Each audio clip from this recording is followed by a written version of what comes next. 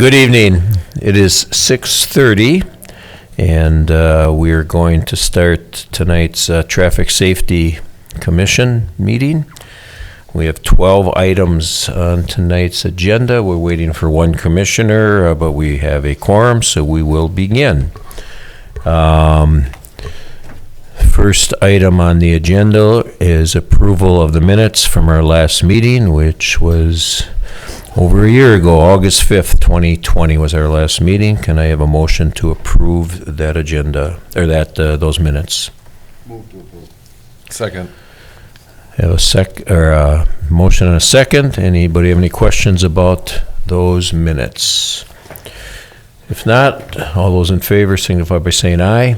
Aye. Aye. That passes. We then have a request to review possibility of no parking on Villa Park north of Highway 33. This came from some citizens through Alderperson Megan Kennedy. And we had a outside firm come in to study and look at that and make a recommendation. And if we could have people from Traffic Analysis and Design, Inc. come up. I'll refer to them as Taddy the rest of the time, if that's okay. So you guys want to head up and kind of walk us through your study and recommendation. And everybody up here should have a copy of their pictures and recommendation.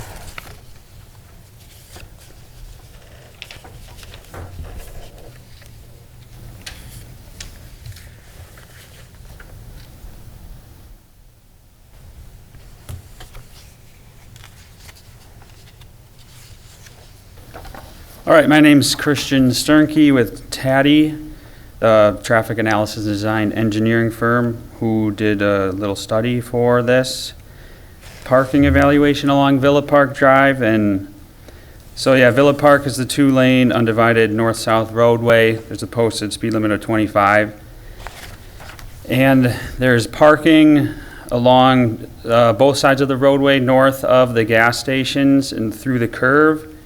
And I believe the comments were regarding the parking limiting sight, as well as people were encroaching over the center line around the curve. And so there's a 41-foot curb-to-curb width there. And the NACDO Urban Street Design Guide recommends that travel lanes be 11 feet and then parking would be 7 to 9 feet. So the 41-foot curb width meets those recommendations. So our ultimate recommendation for this stretch would be to keep the parking in place, and the city should consider painting a center line, a yellow double center line through that curve, as well as just north of 33, to help guide the drivers through the curve and maintain traveling in their lane, so they don't encroach across the center line. All right. And I would just also add that we looked at it for any traffic crashes in that area over the last 5 years. We had nothing in this year, 2020, 2021, and 2019. The last crash here was 2018, and it really was not anything that was affected by the parking. You have any on the curve, whether there was any site visibility issues that you saw? We did not see any site visibility issues. All right. Do you know, you said the standard is 40 feet? Well, the standard says for urban streets, the travel lane shouldn't be greater than 11 feet, since if they're any wider than that, it could encourage speeding. Okay. And we'll call this an urban area just within West Bend. So then that leaves 9.5 feet of parking on each side. So that's more than the recommendation for parking of 7 to 9 feet. So the 41-foot curb width is definitely wide enough for the parking on both sides and the 2 travel lanes. Okay. And maybe this is a question for Max. There are streets in the city that are less than 40 and we allow parking on both sides. Maybe it's unfair to ask Christian that, but can you respond to that? And what the standard is even in the city? Yes, good evening, thank you. The standard cross-section for city roads is 36 feet from face of curb to face of curb. That standard allows for 10-foot wide travel lane and 8-foot wide parking lanes. So that's our typical city street, residential street. Obviously, arterials and collectors might be wider. Villa Park is an example of that. But 36 is the number you're looking for. Okay, and those are generally on some of the older streets. A newer street would be a little wider generally. No, when we still use? reconstruct newer streets, that's the standard that we use as well. Okay. I guess I'm just asking, why would the city even have, and in this case, it doesn't make much difference because we have so why are we doing a standard of 36 when what'd you say, the one that uses 40, what's the uniform? 41. No, they have 41, but they're recommending 40, so why do we have 2 different standards, I guess is what I'm asking, Max? Well, Because this is going to come up with other people that request no parking. That's what I want to know. the current city standard cross-section falls within that NATCO design guide recommendation. What it says is that the travel lanes should not be greater than 11 feet. The city picked 10, and the parking lanes should be between 7 and 9. The city picked 8. That was before my time, but it's a standard that meets this guideline, and I don't think it needs to be changed, so we haven't changed it. If I could chime in here, Chief. When Villa Park Drive was designed, it was intended to be either a collector or arterial to run from Washington Street up to, what's the road a mile north of Washington if you took Villa Park straight north? It's Schuster Lane. Pardon? Schuster Lane. Is it Schuster? Yeah. All right. It was supposed to be a collector or an arterial to run between those 2 streets from Washington to Schuster. At the time it was constructed, the standard was 40 feet. So in that event, if traffic would have increased dramatically, we could have made that 2 lanes in each direction for driving lanes and then eliminated parking. No, it kept parking, you mean? No, eliminated parking and made 2 2 lanes in lanes. each direction. Okay, so we would have done a 4-lane driving.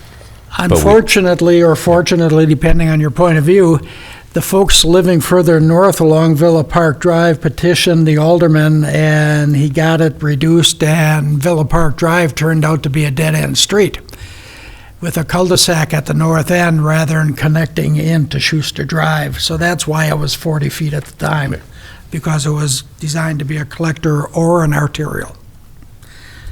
All right, thank you.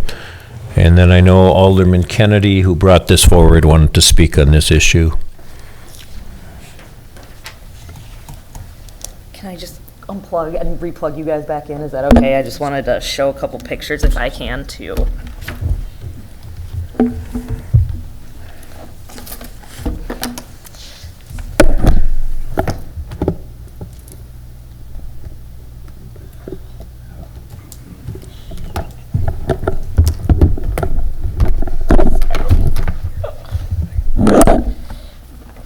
Oh, it was just a USB port.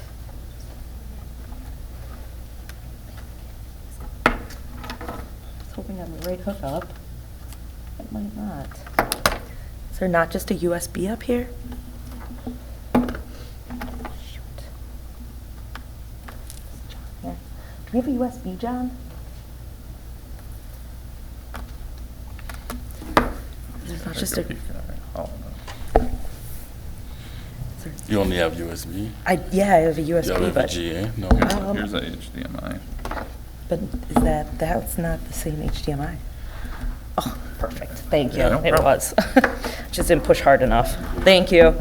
I got it, thanks, John. All right, I just wanted to show you guys a couple pictures. This, in Villa Park, I know that the overall issue basically is, this is my district, I hear about this all the time, that's why I'm here, that's why I brought this up. You can see from the overall picture here, we have Rust Arrow, we have the Shell Station, there's a couple businesses back over in here if you look at the pictures. The problem is, really, there's 15, 20, 25 cars parked along this stretch every day because Rust Arrow does not have a parking lot for their employees, which is totally fine. But the issue is, this is a very heavily parked both sides of the street at all times, Monday through Friday, 9 a.m. to 5 p.m. when people try to leave the neighborhood and come home from the neighborhood with work. So really, we have a ton of street parking here. There's a curved road that comes around, and this is all woods, as you can see. So it really creates a lot of visibility problems. And then also, they did bring up the no center line issue. So we don't have a center line. So I just wanted to point out also that this is the #1 issue residents in a poll that online with my survey. These are all Villa Park residents. We had 120 people identify the parking on the west side of the street near Rust Arrow being removed as their top issue. I know you guys also tonight are going to talk a little bit about the stop sign on Stanford and Shepherd's. That was the second most important issue, I guess, with roads in my district, 33 people, but 120 people are concerned about this in my neighborhood. So just wanted to point that out. The solution, I guess, it's not that we've asked, sorry, the picture's not very good there, but it's not that we've asked to remove all the parking, it's that we really are asking to extend the no parking zone on this west side just to be around the curve so that people have a better line of sight. This will allow Rust Arrow employees to continue parking on the east side of the street the whole way and continue neighborhood parking. It's really just a short jaunt that we would like proposed no parking. So it's not like taking away all the parking from everybody. I know the gentleman from TADI did come take a picture, but the only issue is they faced the wrong way. They were facing this way on the road. I needed them to face south. So when you're looking at it northbound, it doesn't look like as big of an issue. This is it from the southbound heading north. And as you can see, there's a couple cars here. This was not too crowded of a day, but just kind of badly photoshopped. If you could see how many cars there are that sometimes park on both sides, it visually is hard to see around the corner. So I just wanted to point out a couple of those issues to you gentlemen this evening. So that I did my due diligence. Like I said, my neighborhood cares about this. They've asked about this. This is the #1 thing when I'm knocking doors that gets brought up to me. So I appreciate the length of the roads and the width of the roads and everything, but honestly, the width of the road is not the problem. The problem is this S curve and the volume of cars in combination with the fact that we have a Rust Arrow pullout area, a Shell station, gas station, and an alleyway, all in the same pretty close vicinity here where these squares are all driveway exits or two businesses. So thank you guys for hearing me. Just kind of wanted to make sure that you saw a bigger picture as well. So thank you. All right, thank you. The only comment I would make is the speed, if people are driving at 25 miles an hour, that they'll have plenty of time to see somebody coming. I would, I don't know, is there anybody else here that wants to speak on this from that neighborhood? I would, sure, if you want to just come up and give your name and address, please.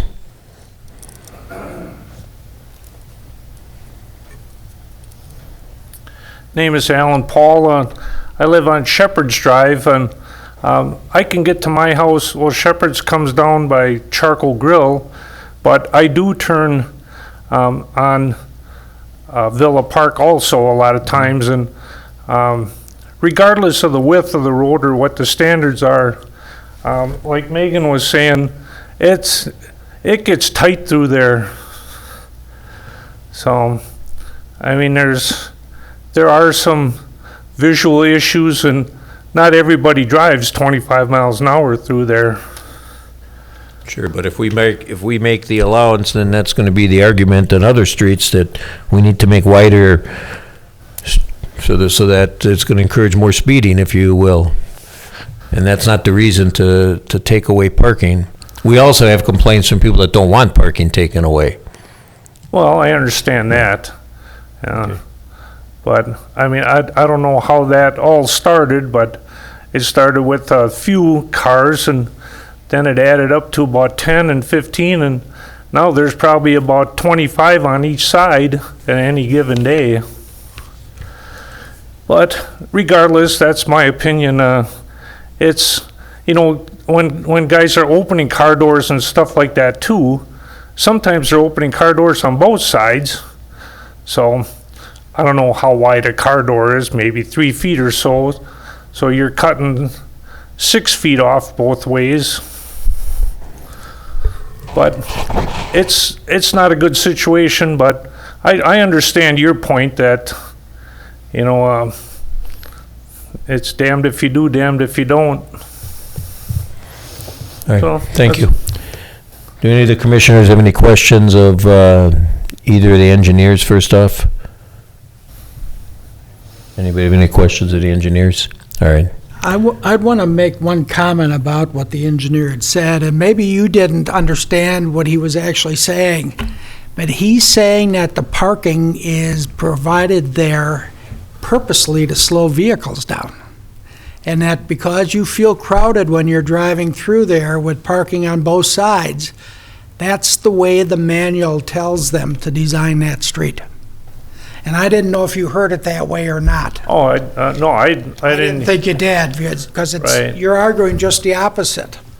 You want it to be easier to get through there, and for most motorists, that means they're gonna drive faster. I guess what my point was, I've lived there for 25 years, and there was never parking like that until maybe 5-6 years ago. I could be wrong, but No, you are right, but I think Alderman Kennedy pointed out, it's because businesses develop there and there's more people that are visiting and parking in the area. Well, You're- okay, well, I mean, it's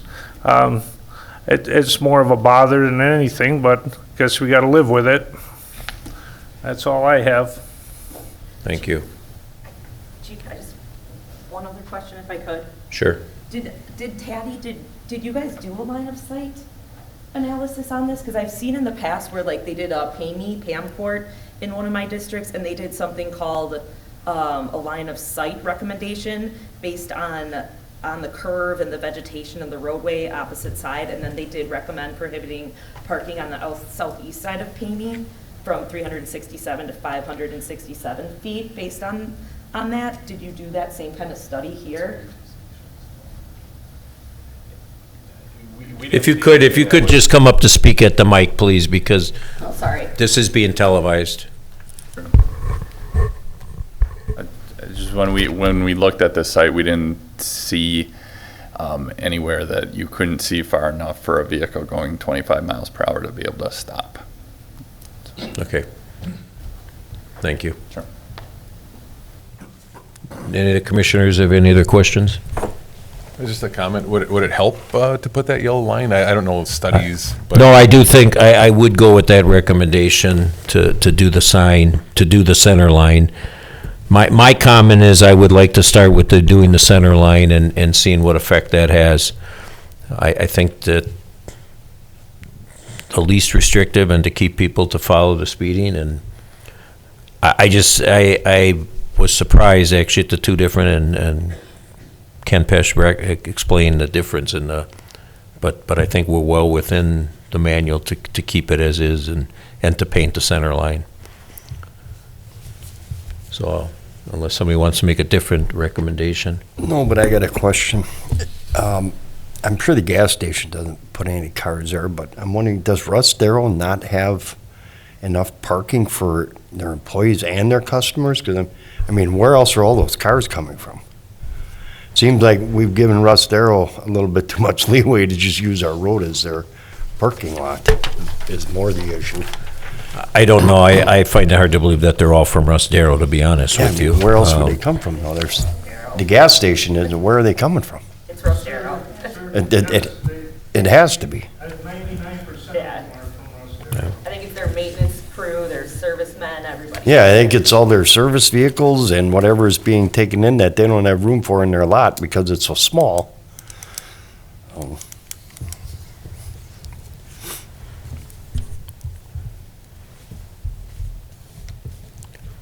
But there are a number of other businesses that contribute to the city that we allow to park on the street. Agreed.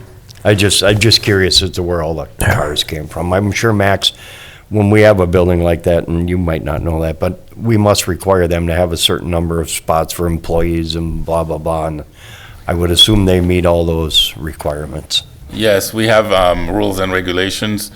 Reviewed at the site plan time. It goes through the Department of Development and dispatched to other city departments for review. So they do have a formula. I don't know it right now, and it depends on the type of business, if it's Right. an office business. But we have restaurant. standards that we follow. Yes, we do.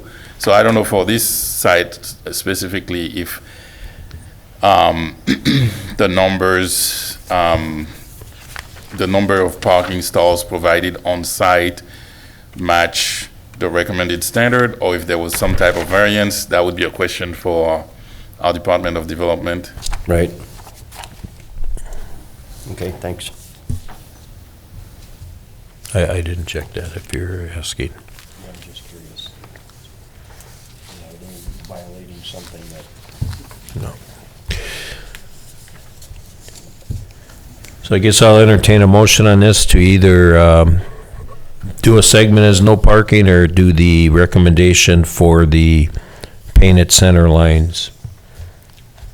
What is the commission's desire? I'll motion to leave parking as is, but put the painted center line in for starters.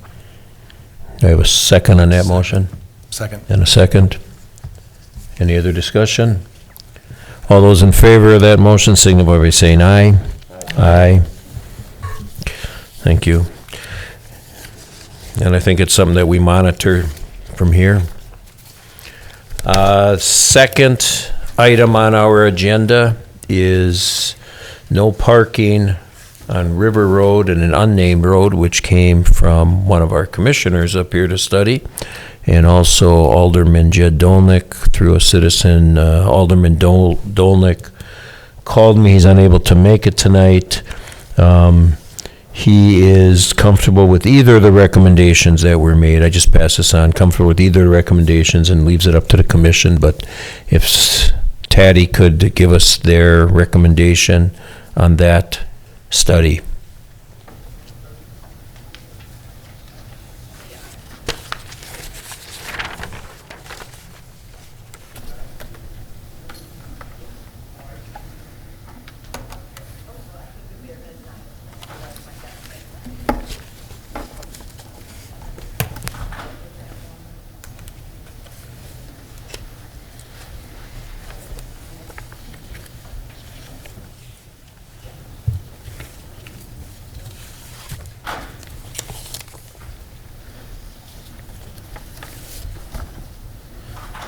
All right, so this study was at the unnamed road and River Road.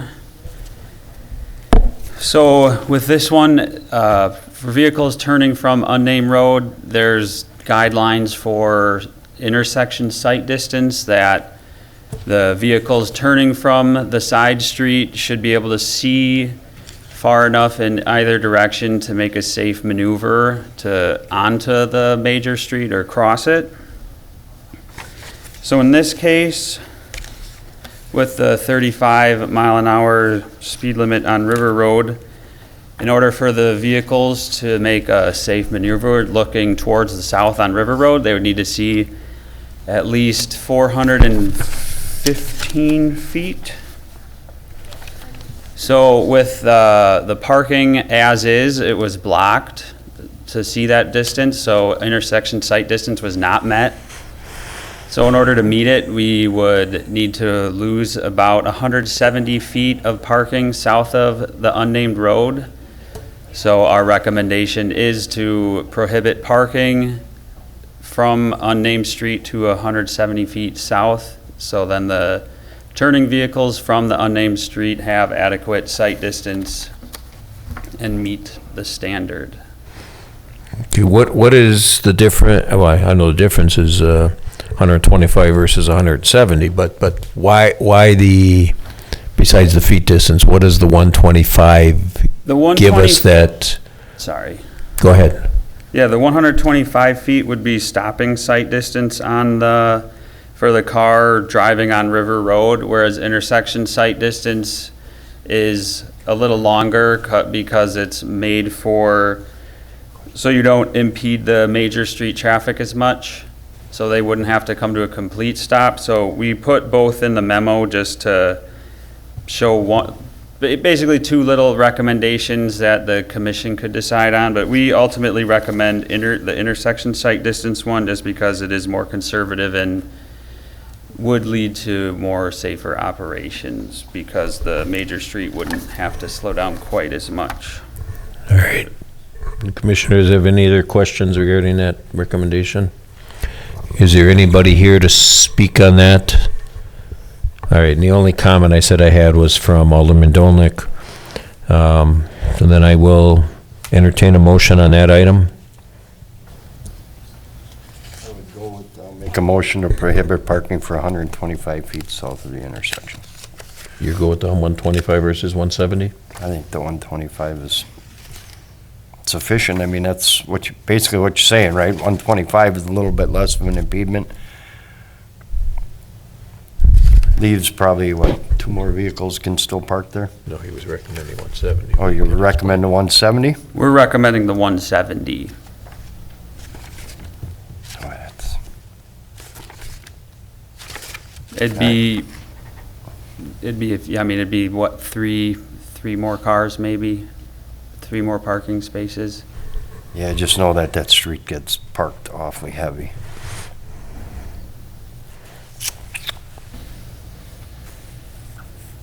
Ken, you brought this or asked for this. Any comment? Of course, I, being an old traffic engineer, support the intersection sight distance requirements. However, from knowing the people who live in this apartment who had the accident, I think the 125 feet would actually give them quite a benefit. So either one would make me, either is acceptable to me. Right. My first recommendation would be the 170 feet, but Well, right now, Alderman Kohler or Commissioner Kohler in this case, I can call you either, huh? Made the recommendation to go with the 125. Do we have a second on that? And if not, then I guess we can discuss 170. I'll second that motion. You second the 125? Yes, I will. Megan, you got that? Okay, so we have a motion and a second to approve no parking on the east side of River Road, south of the unnamed street, prohibit parking to approximately 125 feet south of the center line of unnamed street as shown. Correct? That's the motion. All those any other discussion on that item? I got a quick question for you. Where does the 125 feet start? On this picture, it looks like it starts at the south right-of-way of the unnamed street. Were you saying from the center line or from where?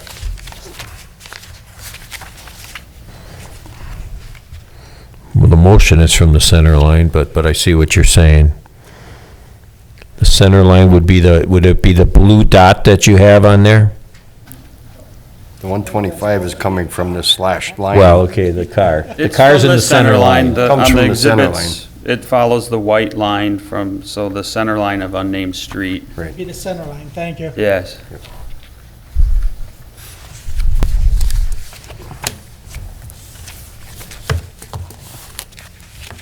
You're still good with the motion then? I am. All right. Any other questions? All those in favor of that motion signify by saying aye. Aye. And I am opposed to that. So it still passes.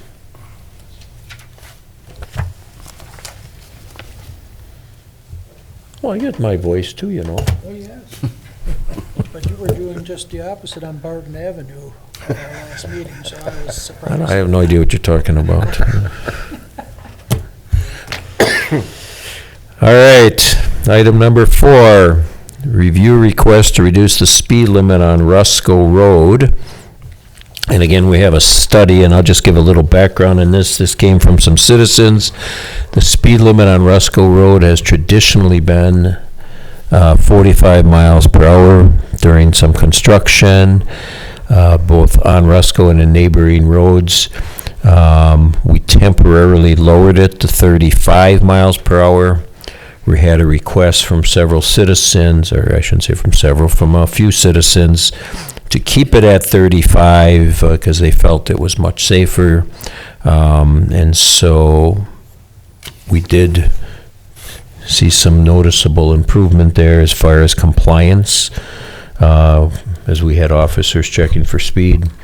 But we had the study done, so again, gentlemen, if you want to give us a quick review of that and when you did it too.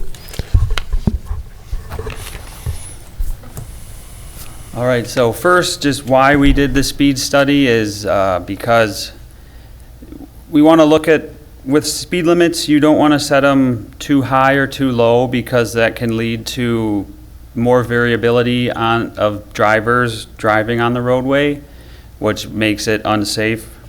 So with rational speed limits, you get more uniformity. People will be driving in a tighter speed window, so more uniformity in all speeds without any really fast or really slow drivers compared to others would lower the crash risk. So we placed a microwave wavetronics detector out there which can record volume and speed, and that was placed out there from June 30th through July 2nd of 2021. So I'm not sure how that related to the construction, but that's when we were out there. And typically when with the speed studies, we followed the Wisconsin speed management guidelines, and you look at the median and the 85th percentile speeds, and we found those to be 43 miles an hour and 48 miles an hour respectively. So using a US Limits 2 analysis from the Federal Highway Administration, that speed zoning report would recommend a speed limit of 45 miles per hour. However, based on a Highway Safety Improvement Program speed management improvement project development study that WisDOT performed in 2010, it's reasonable to recommend a speed limit within 5 miles per hour of the US Limits 2 speed limits in Wisconsin. So ultimately, our recommendation for the posted speed limit on Roscoe Road in that segment would be 40 miles an hour. Just to make sure we don't go too low to get more, because then we'd have more variability on the roadway, which would make it unsafe since people are currently driving it up to with the median and 85th at 43 and 48. If it's too low, you'll get some people complying with the speed limit and other people still driving fast, so the variability would make it less safe. Okay. Any questions from any of the commissioners? Is there anybody from the public here to speak on this one? If you would, just step up to the mic, give your name and address, please.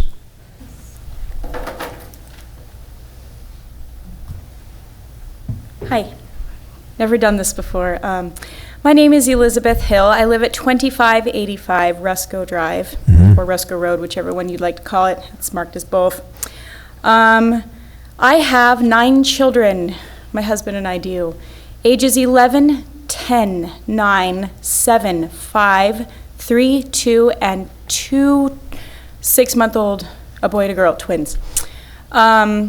And this is a major concern of ours. I'm actually shocked that I didn't realize they were talking about upping it. I was here hoping you would lower it. Since we moved in on May 1st. We are, right now it's 45. He's recommending lowering it to 40, and we had a It's actually request 35 right now. Temporarily, yeah. Yep, so the signs on the road are 35 right now, but. That's right. But, That's- yes, but what I'm saying is, since we have moved in on May 1st, 2019, we have had 4 vehicles land in my yard. 4. Oh, no, not all of them were called into the police. No. 2 vehicles were. We've had 4 in my yard, and I have little children outside playing. They go so fast, up and over. And if you want to know where my house is, it's right at the intersection. It's the white farmhouse with the big red barn, okay? The intersection right there of Progress Drive and my house. They come flying over from the Main Street area. They're heading east, and they're heading towards River Road. And they go so fast. And in the winter, which I'm not originally from Wisconsin, but here in Wisconsin, it's winter a long time. During the winter especially, when there's ice and snow, they come so fast, speeding on that. They spin and land in my yard. The last crash was only 2 feet from the fire hydrant. Thank goodness my children were not out those times, but oftentimes they are. I am begging you as a concerned mother, and my children also want the opportunity to speak, so you can hear from them in a moment. I just brought 2 of my oldest 2. I am begging you as a mother of these children who live on here, and who I also use, we all use the bike trail too.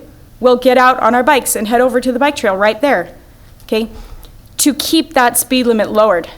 Do not raise it. I beg you, keep it at 35 miles an hour. If there's any way possible. I know West Bend's a big place. The police are very busy. But we had people speed through there real fast. I'm glad he gave an average. That was only 1 month during the summer. Try living there on a Friday or a Saturday or a Sunday when they're racing. They're doing way more than that. I'd say 60 or 70 miles an hour. Flying over that. And then you have a suggested speed of 25 miles an hour when you get to that little bump area where you get to pull in and enjoy the bike trail. That needs to be a permanent speed of 25 right there. Because people are going so fast, they've almost hit us several times trying to get to that bike trail. The bike trail is great. People have been using the brand new parking lot you all put in there. That's great, thank you. But they've also it overflows and they still park on the street there. You get people speeding there as fast as you can. I'm shocked. Please do not raise that speed limit to 45. Do not put it at 40. It needs to stay at 35. I would even recommend 30. And if that's not possible, we need police cars that are there patrolling it a lot. A lot. Because it's not safe. It's not safe. We've had, do you know what it looks like when you hear this noise and you look outside and, oh, you have a vehicle in your yard. That's fun. 4 times. 4 vehicles. It's terrifying. We don't like it. My kids don't like it. So please, I'm begging you, do this, please. Don't up that speed limit. It needs to stay there, and we need the police out there. Please, especially on the weekends. That's all from me. Lindsay?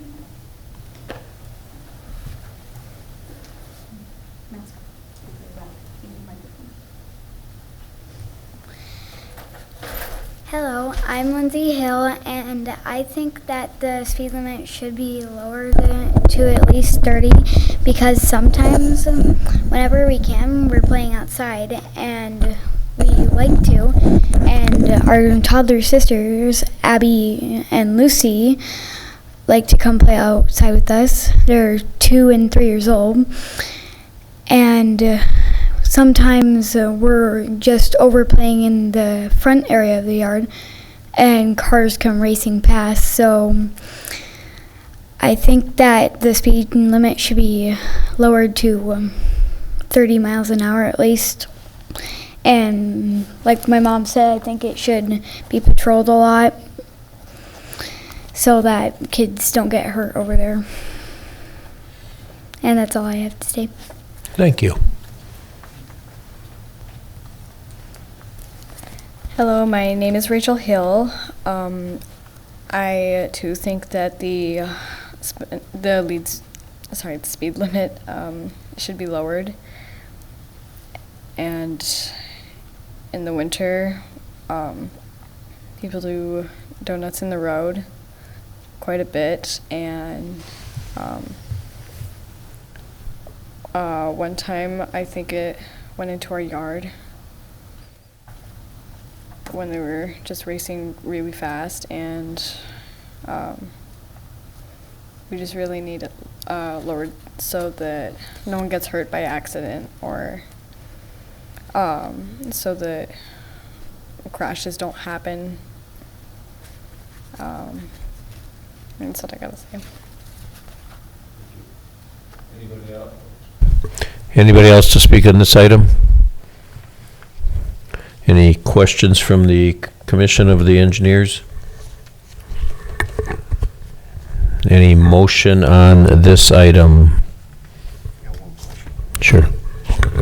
What is the danger of leaving it at the 35 versus the 40 you're recommending? I mean, it's been 35 for a while now. Is there any danger in leaving it at that 35?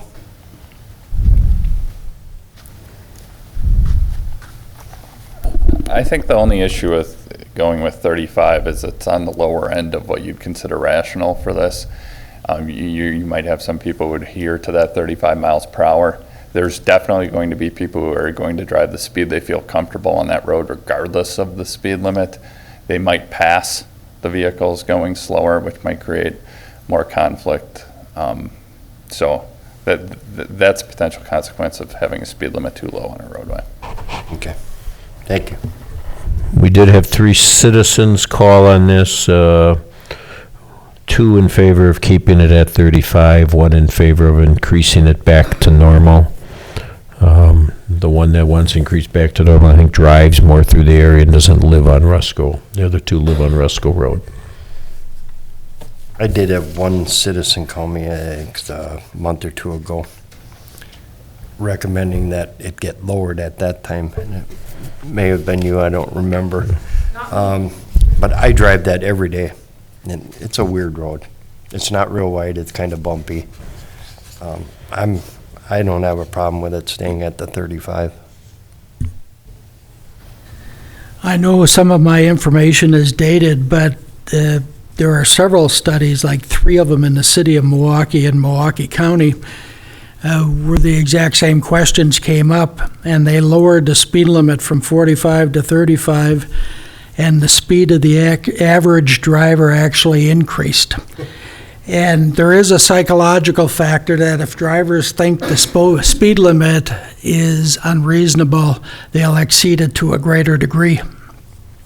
I had a personal experience with that because I was working for the Iowa Department of Transportation when the interstates in rural Iowa speed limits were lowered from 70 to 55.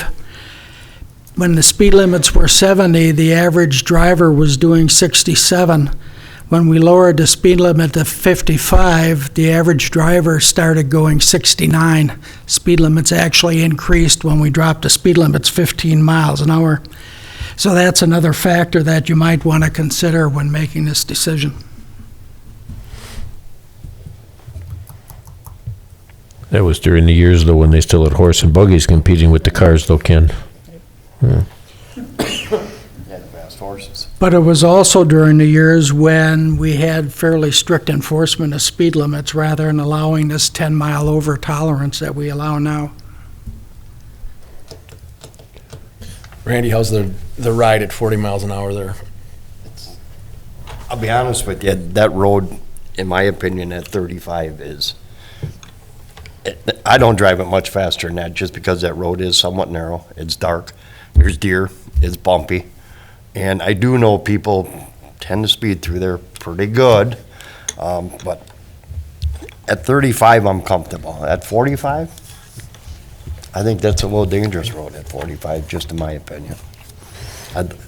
I'd like to see it stay at the 35, but You want to make a motion to that effect? I'll make the motion that that speed limit stays at the currently posted. Well, no, it would be at 35 because that's not what's approved right now, so. Okay, I will make a motion that we lower it permanently to 35 miles per hour. We have a motion to lower the speed limit on Roscoe Road to 35. Do I have a second on that motion? I'd actually second that, just because I agree. I drive that road a fair amount. It's really tight. I can see where, now, I hope we're wrong about people going faster, but I think 35 would work. Any other questions on that? All right, we have a motion and a second to lower the speed limit on Roscoe Road from 45 miles per hour to 35 miles per hour. All those in favor, signify by saying aye. Aye. Opposed? Aye. That motion passes. Thank you. And thank you to the Hill family for coming. Now, girls, go home and make sure your mother does her homework tonight, okay? We've got a lot, lots of bathrooms. Okay. How many siblings you got? Here's a reflective slab. Oh, thank you. Yes, I appreciate it. Item number 5 is also a study that was done by Taddy, and this is to review a request to prohibit parking and/or install stop signs on Woodford Drive at Woodford Circle. And who's going to give us the presentation? We're back to Mr. Campbell.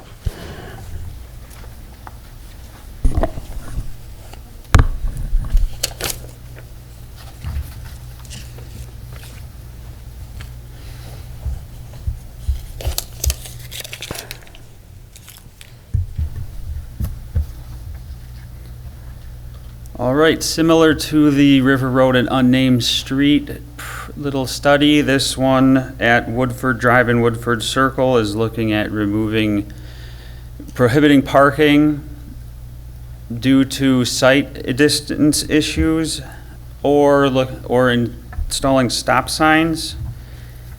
So this road is currently uncontrolled on all legs. There's no stop signs on any of them, and as you see in the picture, it's Woodford Circle's a big curve curving out both directions. So a vehicle's pulling up on Woodford Drive to turn either way.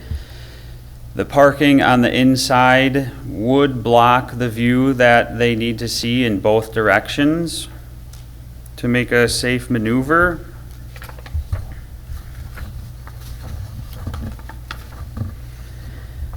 So if sight distance isn't met in a case like this, you could also add stop control to all intersections so then rather than the vehicles having to see all the way to the correct intersection sight distance, they would just have to see each approach because all the vehicles would stop. So our recommendation for this location is an or recommendation. So we recommend either prohibiting parking as shown by the red areas, the little bit on the outer radius just to the left of Woodford Drive if you're looking towards Woodford Circle, and then the red part on the inner radius. So that's a substantial amount of parking. So the or recommendation would be to convert the intersection to all-way stop control. So then you could leave the parking in place. So it really depends on which way the committee would want to go.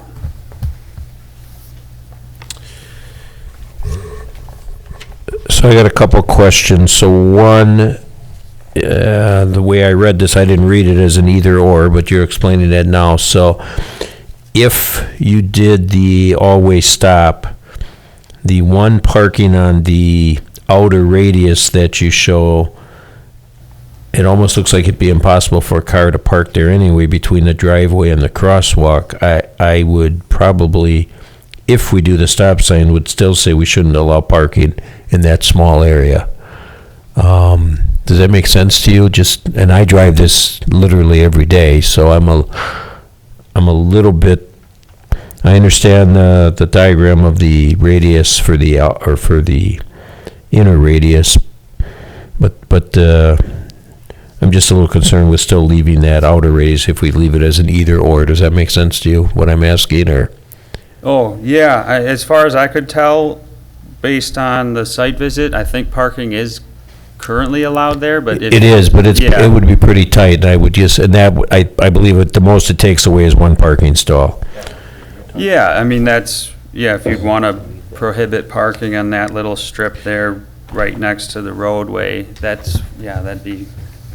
I will tell you that the citizens that called in were very concerned about eliminating that amount of parking, because if you look on the opposite side of the street where those are all condos, they have driveways, which pretty much prohibits a lot of the parking on what you describe as the outer radius. So I don't know if anybody else is here to speak on that item. Anybody here to speak on that item? No. I guess then, based upon some of the citizen input, I guess my recommendation would be to put up, now you're recommending that we do stop signs both on Upper Woodford Circle and Woodford Drive? Is that right? 3 signs. Yes, because the intersection if the Woodford Circle wasn't stop controlled as well, then the intersection sight distance would still have to be met. So then the parking would have to go, so making it an all-way stop where the Woodford Drive vehicles would only need to see the immediate approaches of the vehicles stopping on Woodford Right. Circle. So yes, we would recommend the all-way stop on all 3 legs. All right. Any questions or comments from the commissioners on this? Was there a problem at this location with accidents? There is not a problem with accidents. This request came because all the condos that you see there to the south and kind of winding around to the east, those were all put in the last 2 years. And so you've seen an increase in traffic, and then the concerns with the people there having parking. They don't park there on a regular basis, but when they have any type of company or party, they almost always park across the street because they have all driveways on this. No, I understand. So that's where it came about. No, No accident history. we have not had a crash history yet because this has all been developed within the last 2 years. I got a question, Chief. That'd be a total of 3 stop signs, and correct, one on both ways on Woodford. So would you have to eliminate some parking there on the southern way on Woodford so that you could see that stop sign before the 2 crosswalks there? I mean, if you eliminate it on would it be the west side of the road, correct? Right by the stop sign? Would you not have to take a little piece out on the east side there? So that you could see the stop sign? Otherwise, you can park all the way up, you know what I mean? No, they can't, because you still can't park up. Those are both natural crosswalks, so they can't park. Right, but you put the stop sign right here, right? Yeah, so they're not gonna be able to park between the crosswalks in here. Right, but they could still park right here, Yes. right in front of the stop sign is what. Well, they'd have to park behind this stop sign. They'd have to park, I mean, that's regulated by statute for the You crosswalk, can't park within so many feet of a stop sign, of the crosswalk. of the crosswalk. Yeah.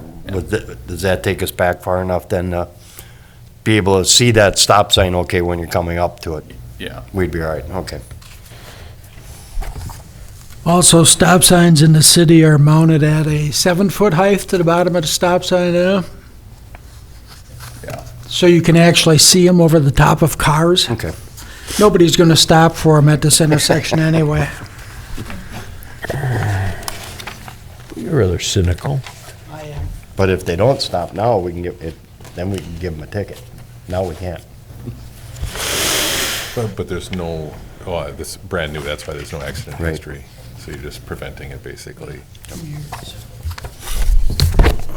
I would, on this, make a recommendation. Actually, we do have a photo showing that there is exactly one car that you can get in there. I see it now on that inner radius, or outer radius. But I would make a recommendation, and I don't know what the distance is there, unless you have it spelled out someplace, but I would make the recommendation that we install the 3-way stop signs at the intersection of Woodford Drive and Woodford, both upper and lower Woodford circles, and have no parking on the inner radius of lower Woodford Circle from the crosswalk to the first driveway, whatever that distance is, if that makes, we should be able to spell that out pretty clearly to post it. You're talking on the west side there, right? Yes. The west side of lower Woodford Circle, south of the, I'm sorry, that would be north of the intersection of Woodford Drive and lower The Woodford. red line is now. Yes. Yep. But I don't see a distance to explain it, but I think if we just say from the crosswalk to the first driveway,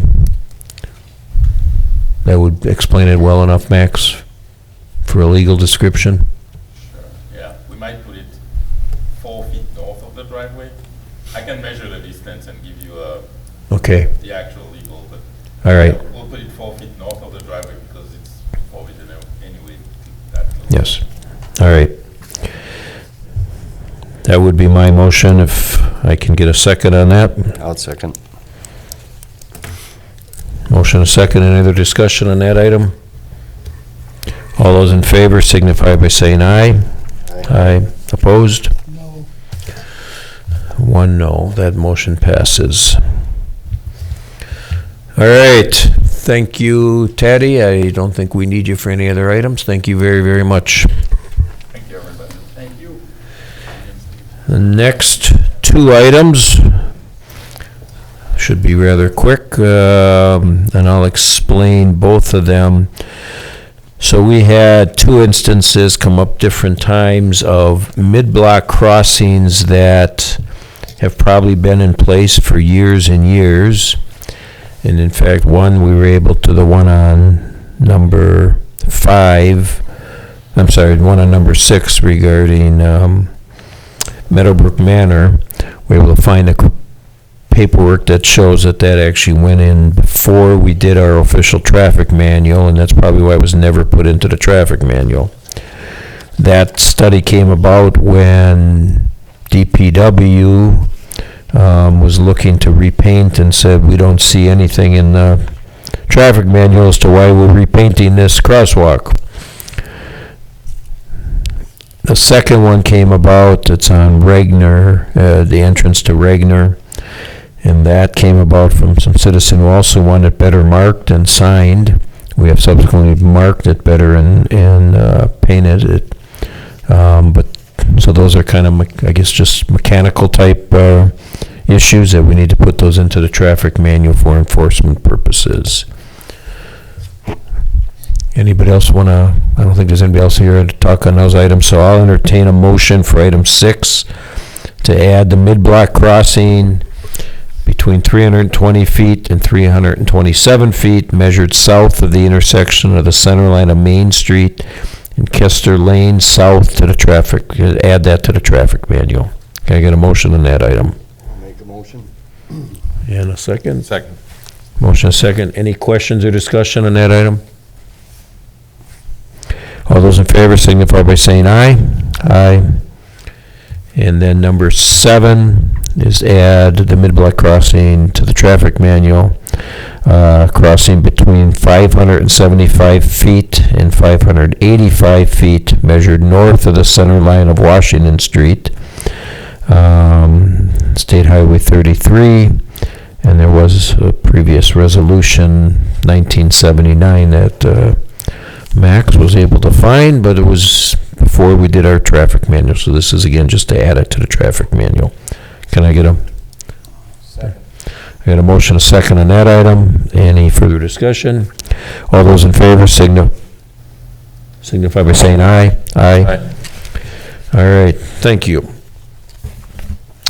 And then, Max, the way I'd like to address these next couple of items where we have T intersections is for you to maybe give a brief discussion on just the T intersections in general and what the standards are, and then we can address each individual one. Does that make sense? Sure. All right, thank you. Thank you.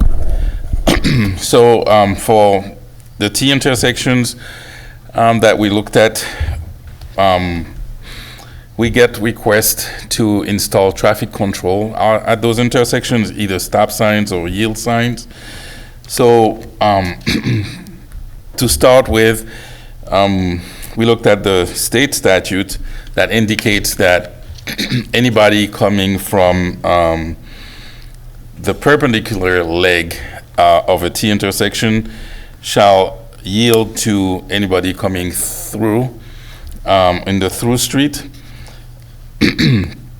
And in order to determine if stop signs or yield signs are warranted, we have some steps from the Manual on Uniform Traffic Control Devices.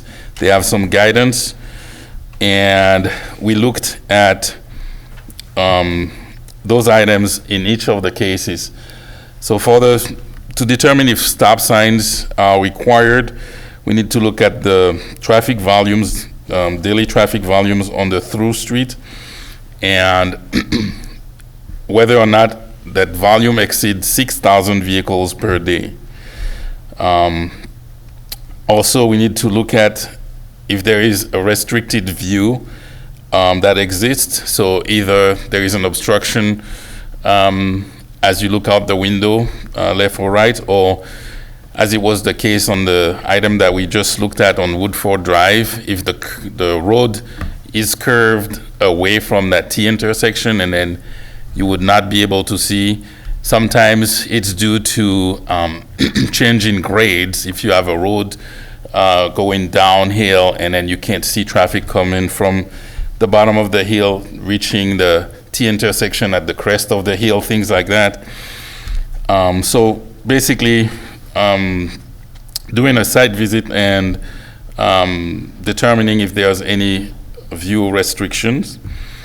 And then the third item is the crash records. And basically, if there are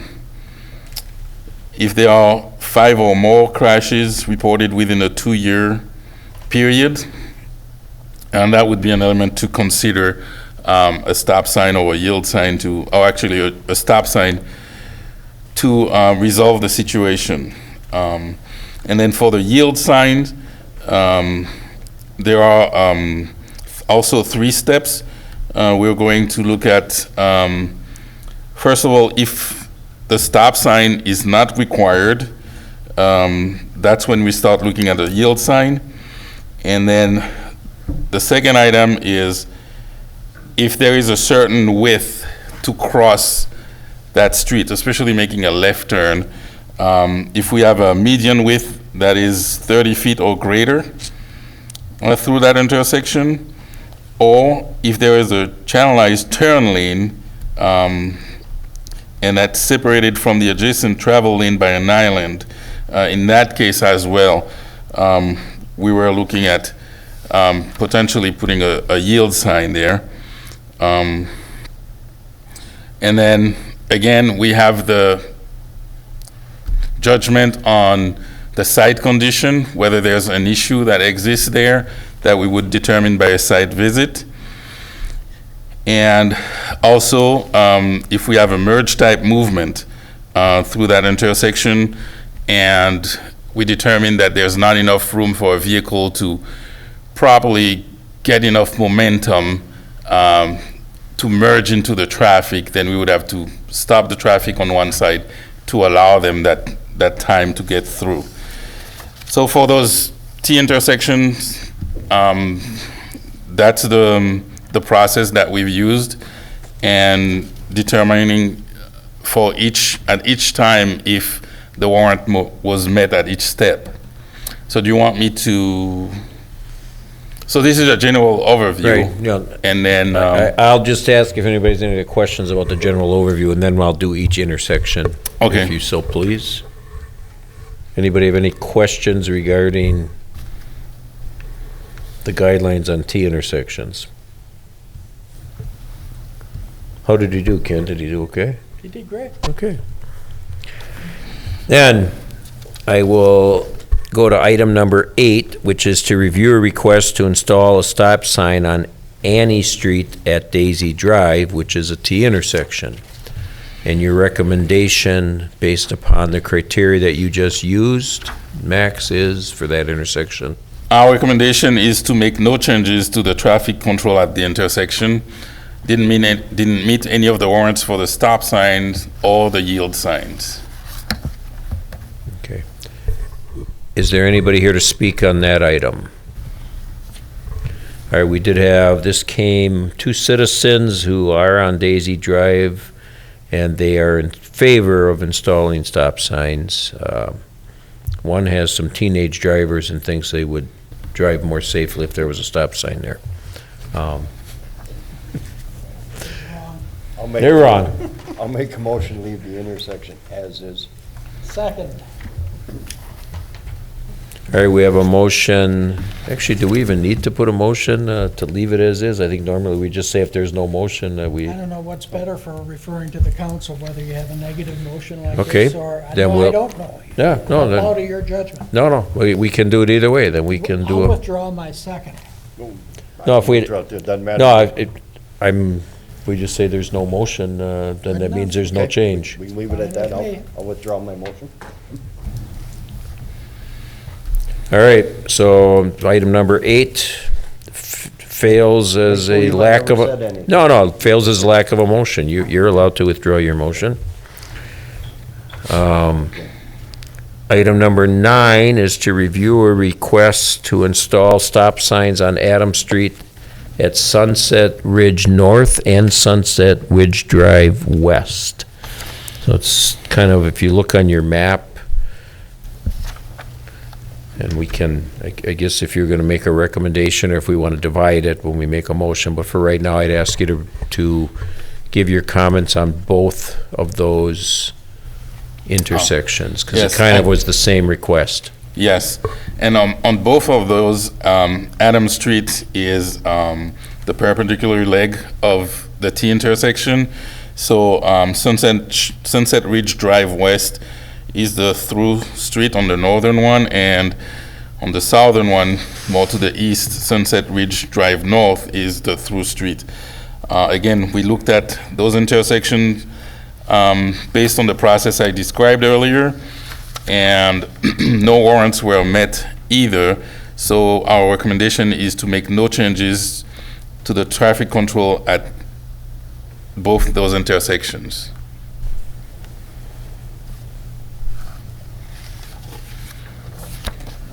Is there anybody here to speak on that item?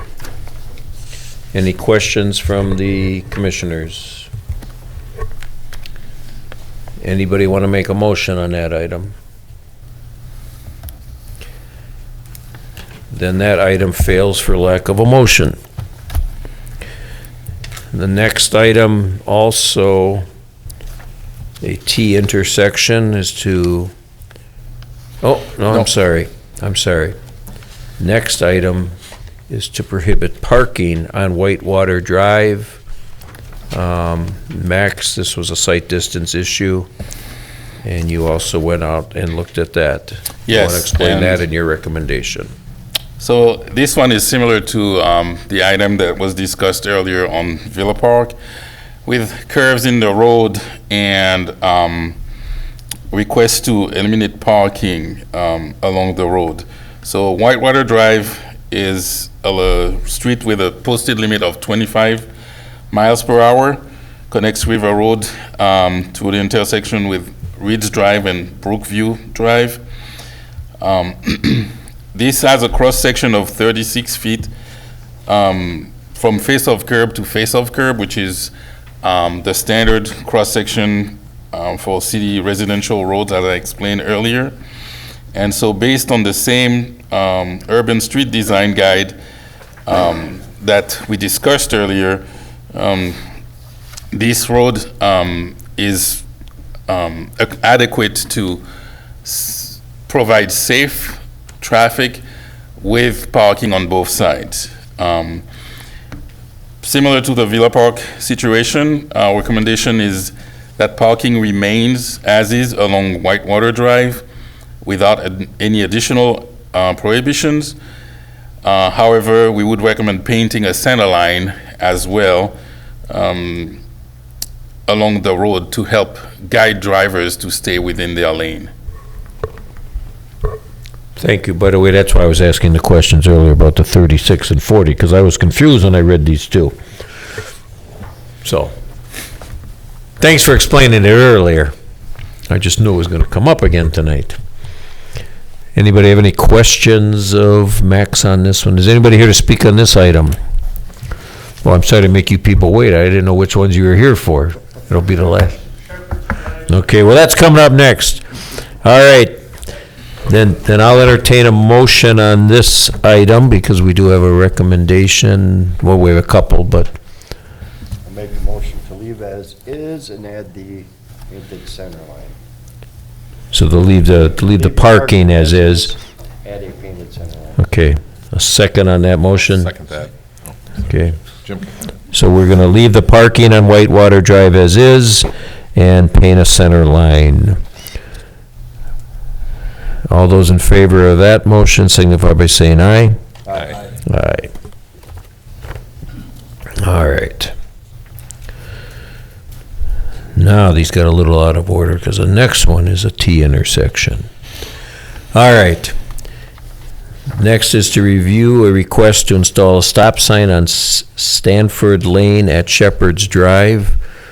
And again, there's two intersections here that we looked at. Max, if you want to. Thank you again. Yes, we have two intersections that are close to each other.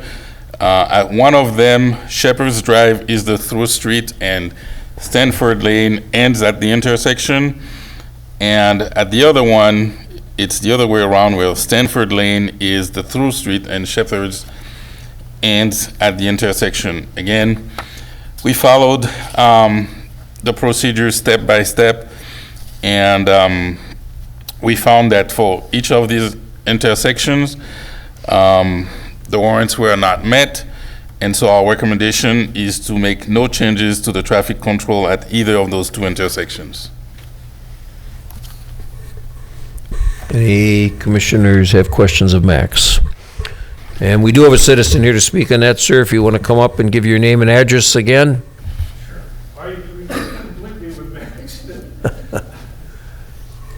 Wait a minute, somebody's agreeing with Max? Yeah. So you're saying that you recommend not to have any, That's no correct. stop signs? Yes.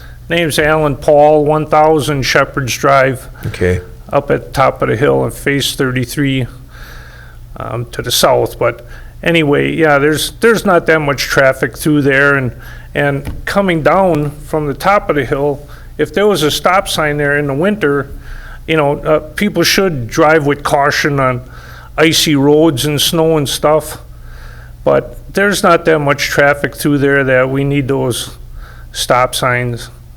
I think there's too many stop signs in West Bend and lights already, so I don't think we need any at those particular intersections. All right, thank you. Anybody else here to speak on that item? Thank you. All right, thank you. We had two citizens call. One actually was in favor, and one quote said it's ridiculous to install stop signs there. So I will entertain if anybody wants to make a motion on that item. I'll make a motion to leave the intersection as is. Or, no. No, well, you can. I'll just ask for a second and let it die. Forget this is all different. Just leave it alone. This is withdrawing. different than Okay, council. so if we have, no, it's the same at council. If nobody makes a motion, it dies. Yeah, we just, Yeah. Anybody want to second that motion? No? Then that motion dies, and that request is denied. No. It's actually, they do the same at council. If they don't want it to pass, nobody makes a motion. we don't run into these. All right. Item number 12. Sorry to make you two gentlemen wait. Yes, I am. Review a request. This originally came in to put yield signs, and I will give my views on that in a minute, but I asked Max to more look at putting stop signs at this intersection of Esker Drive and Spaeth Street. Thank you. So this intersection is not a T intersection. It is. It has 4 legs. 3 of them are public streets, Spaeth Street, and Esker Drive on both sides are all public streets. Center Place is a private road. So for this one, we're looking at a different statute, which is in the same chapter of the state statute. But basically, when 2 vehicles approach or enter an intersection at approximately the same time, the operator of the vehicle on the left shall yield the right-of-way to the vehicle on the right. And the operator of any vehicle driving at an unlawful speed forfeits any right-of-way which he or she would otherwise have under this subsection. Again, we looked at the guidance from the manual on uniform traffic control devices to look at whether or not yield signs may be installed at the intersection. So this is the same process as the process I described before for the T intersection. This one was responding to a request for a yield sign, so we looked at that process, that second part of the process. And in the end, our recommendation is to make no changes to the traffic control at that intersection. All right, I don't know if anybody has any questions. My comment before we call up the citizens is Max explained the uncontrolled intersection. My view from an enforcement standpoint and just from a practical standpoint is yield signs are useless because it doesn't change any enforcement. Anybody that comes to an uncontrolled intersection has to yield. And when you only put yield on one street and not the others, it creates this unreasonable expectation that somebody is going to yield to you, because the yield sign basically does the same thing. If somebody else is there first, they get to go. So the yield signs, to me, I've always, throughout my few years in policing, never understood when they did that. So that's why I told the citizens that if I was going to ask it, I would ask for stop signs. So your recommendation is no stop sign or yield signs. No. Any other commissioners have any questions on Max's? And then the citizens that want to speak, if you want to come up and state your name and address and your comments. Thanks, Max. Sure. Good evening. Al Hefter. I live at 2703 Esker Drive, and I'm here on behalf, I'm the president of the Condo Association. I have with me Charles Young, who sits on our board. Some of you may know him as a retired police chief from Iron Ridge. Anyway, the reason this request came forward, to back up a little bit, was when Spaeth was built, there was only 8 units on Spaeth, which was like back in 2005 or 6. Then fast forward 2017, Moraine started filling up in Esker, so we went from 8 buildings, 16 units, to 31 buildings, 62 units. And Esker, he's right, Spaeth is a private street. Esker runs just to the south and comes to a dead end. The property just to the south of us is being marketed for sale, and I suspect if somebody buys it, they'll probably ultimately want to develop it, which would lead me to believe that eventually Esker, where it stops now south, will run south into the new development, if indeed that happens. So the request simply came from a proactive standpoint. In the spirit of full disclosure, has there been any accidents? No, but we don't want one either. And the issue we have is people coming on Spaeth, both people that live there and people that don't, come down Spaeth, east to west, zipping across Esker, and I agree with him, the person on the right should have the right of way. But either way, nonetheless, we're just trying to, the request honestly was just simply to be proactive. If we can prevent, if it's predictable, it's preventable. Maybe something will happen, maybe it won't, we hope we don't.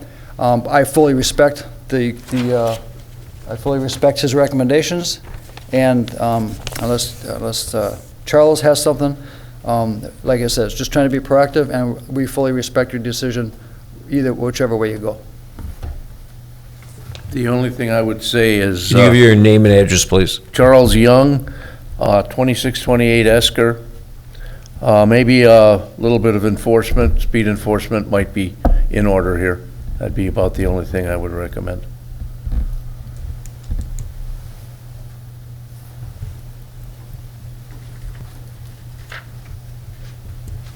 Commissioners have any other questions or comments on this item? Does anybody want to make a recommendation on this item? We don't need a recommendation to enforce the speed limit. My captain's here, and I'll make sure that he does a citizen service. We will make sure that we have somebody check it for speed. No motion on that item, then that item fails. And Are there posted speed limits out here on any of these streets? Usually not. are there posted speeds? The city ordinances, if there is no posted, it's 25 miles per hour. I don't know that there's anything posted in here or not. No, I don't think it is, no. I can make a request that, that we post it, that I can do without a motion. I can talk to DPW to look at putting. I didn't review this today because I wasn't, never, for my excuse, but how long is it from Main Street to Esker along Space Street? Give me a guess on how long that section is. Space Street? Yeah, Space Street runs from Main. From Main to Oh, to Esker? How long a distance is that in rough numbers? Just at the nearest 100 feet. Give me 1,000?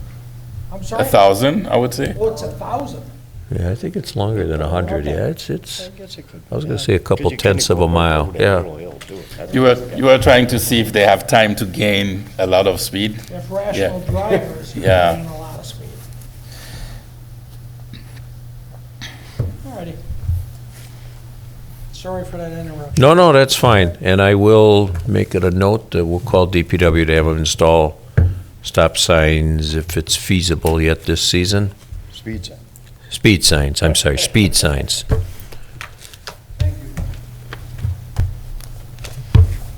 With that, I'll entertain a motion to adjourn. Second. Then we are adjourned. And for all the fellow commissioners, this was probably my last meeting chairing this, so thank you for your years of service. Most of you have been on longer than I've been here, which I think Ken's been on this commission for about 25 years, huh?